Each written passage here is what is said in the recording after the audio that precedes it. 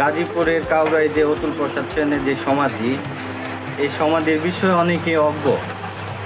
দ্বিতীয়ত হচ্ছে এটা অবহেলা, অসংস্কার, এর কারণে এই পর্যটন আকর্ষণ করতে পারছে না। যার কারণে আমার যেই দাবি, সেই দাবি হচ্ছে সংশ্লিষ্ট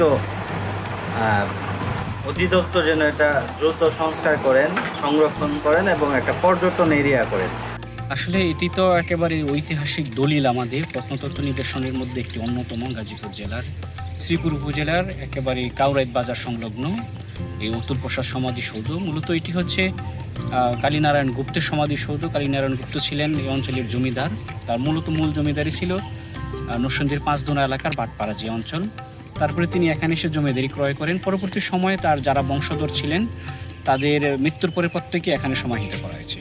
অতুল প্রসাদ সেন মূলত আমরা জানি তিনি একজন আইনজীবী ছিলেন। তিনি ভারতের লখনৌতে দীর্ঘকাল আইন পেশায় যুক্ত ছিলেন। ওখানে তিনি মৃত্যুবরণ করেন। পরবর্তীতে তাকে এখানে এনে সমাহিত করা হয়। অতুল প্রসাদের জন্ম হয়েছিল পুরান ঢাকার নারিন্দায়।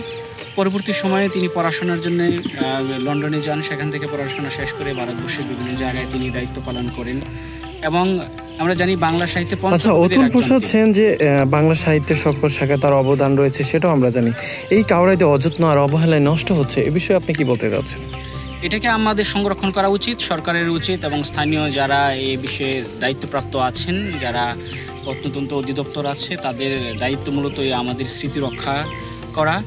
আমি তাদেরকে আহ্বান করব তারা যেন আমাদের স্মৃতিকে রক্ষা করে, তারা যেন আমাদের এই ঐতিহ্যকে ধারণ করার জন্য, লালন করার জন্য, সংরক্ষণের জন্য এটাকে মেরামত করে আবার পুনরায় একটি পর্যটন কেন্দ্র হিসেবে যেন তৈরি করে।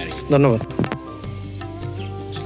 অতুল প্রসাদ সেন হচ্ছে আমাদের বাংলা সাহিত্যের এক অমূল্য সম্পদ এবং আমরা সৌভাগ্যবান যে ওনার বাড়ি আমাদের শ্রীপুরে ছিল।